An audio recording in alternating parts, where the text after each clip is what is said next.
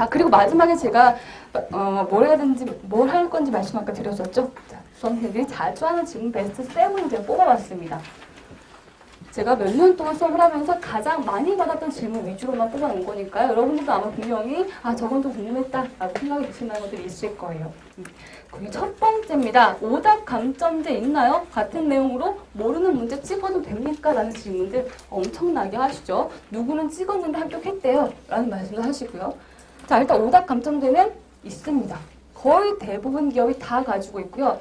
사실 없다면 그날 시험 당일에 알려줘요. 찍어도 됩니다. 라고 공지합니다. 근데 그런 말이 있지 않은 이상은 감점제 다 있는 거예요.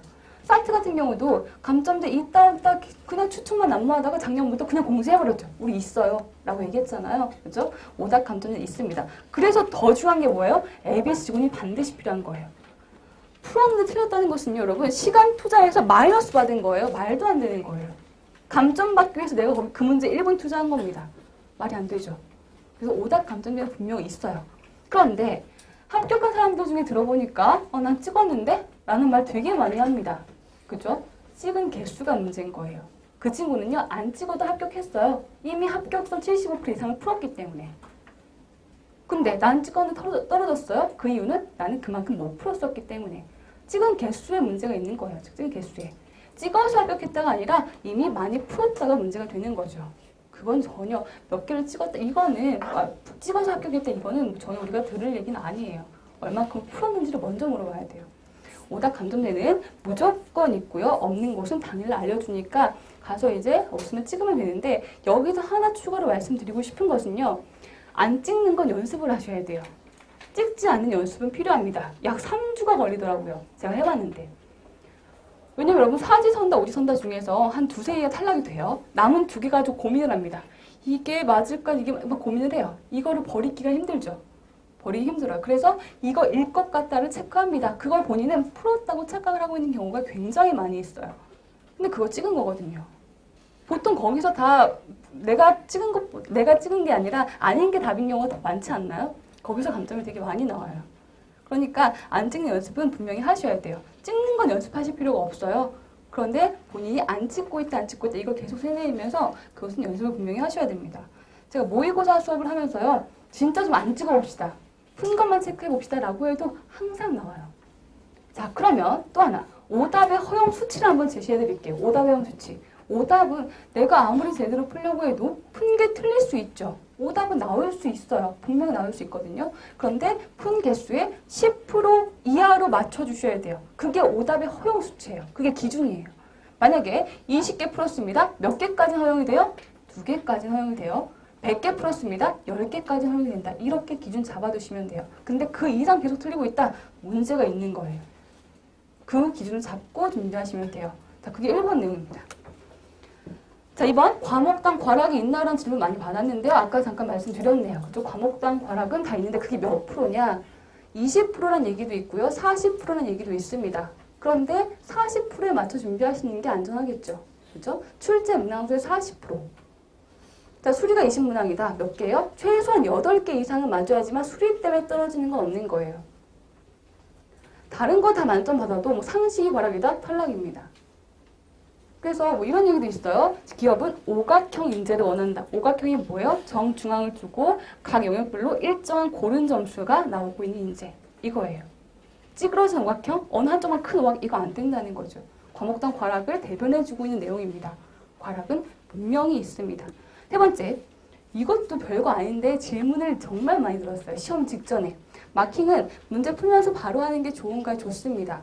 하나하나. 1번 마킹, 2번 마킹 이런 식으로.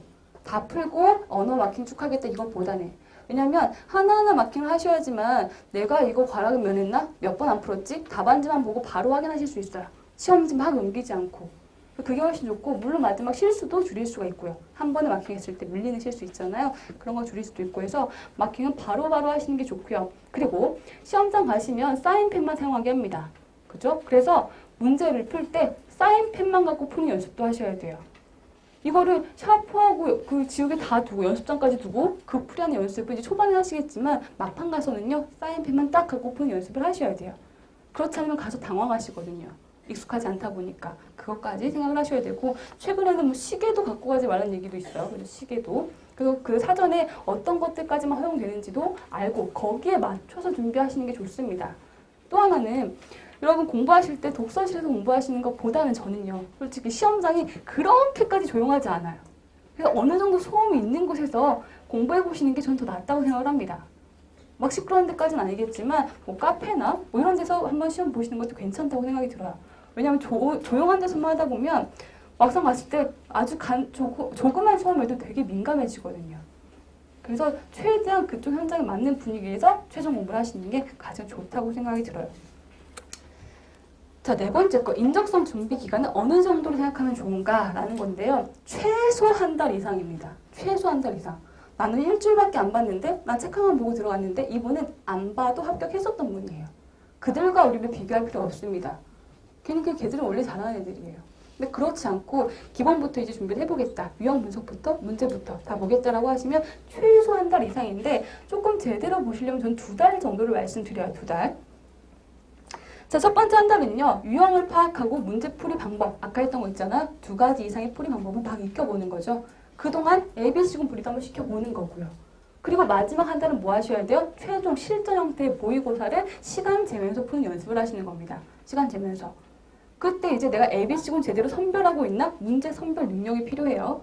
내가 AB군 잘 뽑고 풀고 있는지, C군 잘 버리고 있는지 그렇게 한 달 정도의 실전 연습을 해보시고 그래서 최소 2달 정도를 준비하시면 어느 정도 합격선까지 가실 수가 있을 거고요. 오답률도 10% 이하로 맞춰주고 있는지 그것까지 관리를 하실 수가 있을 겁니다.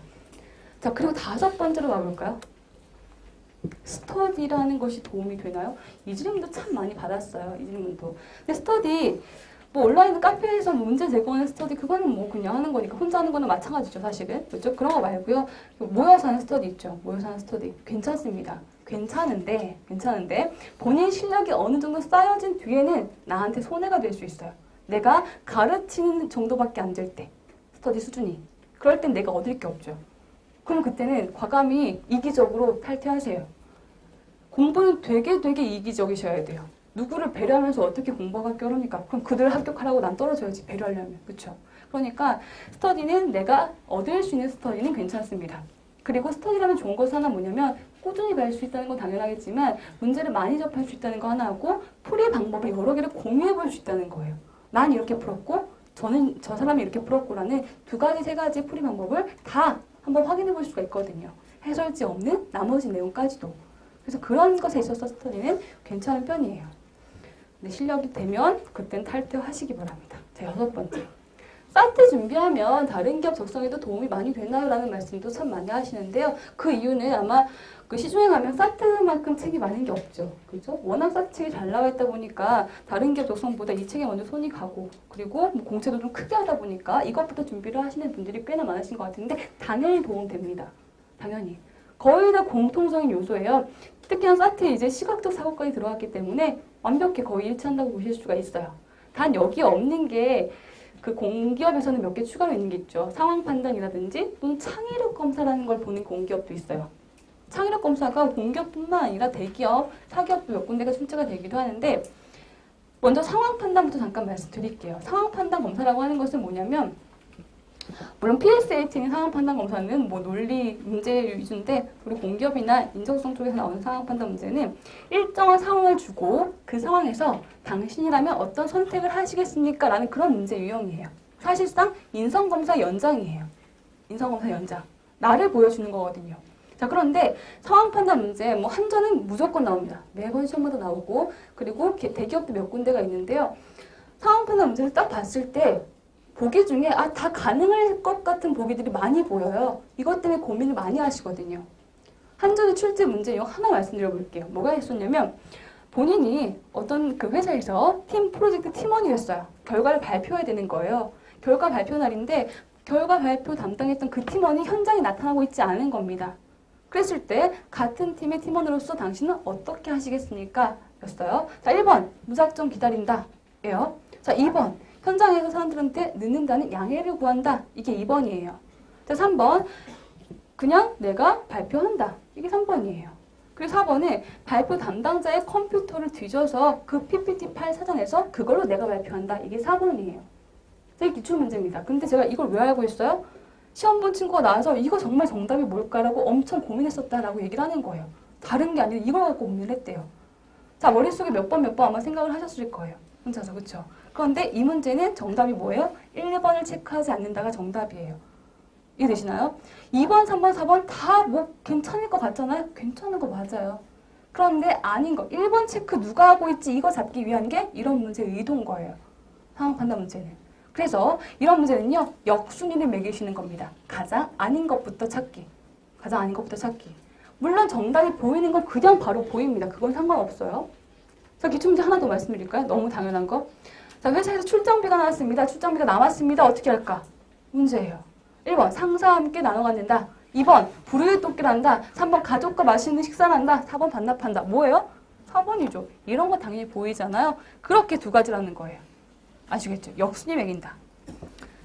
자, 그리고 창의력 문제는요. 뭐 시간이 한 5분 정도 오버될 것 같은데 괜찮나요? 네, 좀 끝까지 갈게요. 7번까지. 창의력 문제는요. 일정한 도형을 그려놔요. 도형을 그려놓고 그 다음 이 도형 가지고 생각나는 대로 활용할 수 있는 용도를 다 적으시오라고 해서 빈칸이 엄청나게 많습니다. 난 적을 것도 없는데 빈칸이 되게 많아요. 자, 그럼 창의력 문제를 보는 의도를 아셔야 돼요. 창의력 문제를 보는 의도. 왜 봐요? 이거 가지고 지금 한번 머릿속에 세네개 생각해 보세요. 리본? 뭐 매부일 수 있지? 뭐 한데? 장구? 뭐 넥타이? 뭐 좋아요? 다 있을 거예요. 근데 지금 몇 개 나온 것 중에서 지금 제가 얘기했던 거 뭐 다 있죠. 뭐 나비도 있을 거고요. 제가 들었던 것 중에 이건 좀 창의력이다라고 싶었던 게 하나 있어요. 이거 뭐 지금 제가 좀 비대칭으로 그리긴 했지만 이게 뭐 엘리베이터에 닫힌 표시 버튼이요. 뭐 이렇게 얘기한 친구 있었어요. 삼각형 2개 붙여놓고 그건 좀 그래. 그랬었는데 어쨌든 창의력이라고 하는 것은 생긴 것만 가지고 생각나는 도형, 모양 그거 적으라는 게 아니라 여기서 얼마만큼 파생적인 생각을 할 수 있는가 이걸 묻고 있는 거예요. 자, 브레인스토밍 과정이 가능한 사람인가를 보고자 한다. 이것이 기업의 창의력 문제를 내는 의도라고 합니다. 그러면 1차원적인 직관적인 사고만이 아니라 여기서 그 다음까지 가실 수가 있어야 돼요. 자, 넥타이 좋습니다. 리본 나비 넥타이 좋아요. 그 다음에 나비 넥타이, 턱시도, 신랑, 결혼, 행복, 가정 좋습니다. 거기까지 갈 수 있으면 되는 거예요. 그렇게 추가적인 사고가 나올 수 있는지를 보고자 하는 거. 근데 처음부터 가정이요. 이건 말이 안 되죠. 이 사고 연결이 어느 만큼 되어 있는지, 어디부터 되고 있는지는 보여주실 필요가 있다는 겁니다. 창의력 문제는 이런 유형이 나옵니다를 알려주긴 하지만 어떻게 푸세요라는 것은 그 어디에서도 얘기를 해주지 않아요. 그러니까 방법 정도는 아실 필요가 있을 것 같아요. 자, 그리고 7번 마지막 인성검사 준비를 이제 끝으로 하겠습니다. 인성검사 준비 어떻게 하나요? 자, 인성검사 준비를 할 때 요거에 대해서 이제 선생님들이 이쪽 강의를 하시는 분들이 몇 번 말씀을 하시기로는 인재상을 반영하도록 준비를 하자. 솔직하게 하자. 뭐 이런 말씀 많이 하세요. 솔직하게 하고 왔어요. 떨어졌어요. 어떻게 할 건데요, 그럼? 방법이 없잖아요. 그렇죠? 인재상 반영하겠다. 인재상 반영을 하려고 여러분 준비를 어떻게 하시나요? 회사 홈페이지 들어가서 이 회사는 무엇을 원하는가. 그죠? 몇 페이지 읽어보시고 들어갑니다.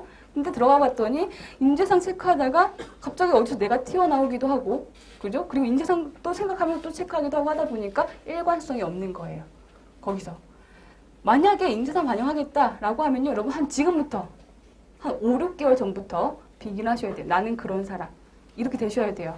삼성 들어가겠다. 나는 파란 피가 흐르는 사람. 이렇게 되셔야 되는 거예요.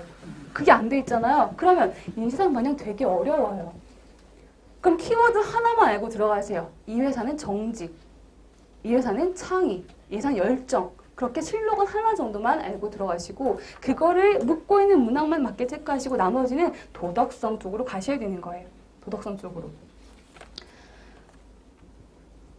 자, 인성검사를 보는 목적은 딱 두 가지가 있는데요. 이 사람이 회사 생활에 적합한 사람인가? 라는 거 하나고 두 번째는 인사 배치에 사용하는 겁니다. 이 사람 성향, 성격, 취향들을 보는 거예요. 그런데 여러분들 그 성격, 성향, 취향을 보는 것들도 분명히 있는데 인사 배치 때문에 그것 때문에 있는데 그 문항에서 되게 고민을 하시는 거예요. 이런 문항이 있었대요. 나는 사과보다 바나나가 좋다. 선생님 이거 체크 뭐 해야 돼요? 바나나 좋아한다고 하면서 겉과 속이 다른 사람 아닌가요? 막 이러는 거예요. 되게 놀랐어요. 근데 되게 놀랐어요. 두 번째, 뭐 체크 무늬를 좋아한다? 그럼 체크 무늬 좋아한다고 하면 산만한 거 아니에요? 흰색이나 빨간색 좋아한다? 흰색, 빨간색 좋아한다? 그러면 정신적으로 이상 있는 거 아니에요?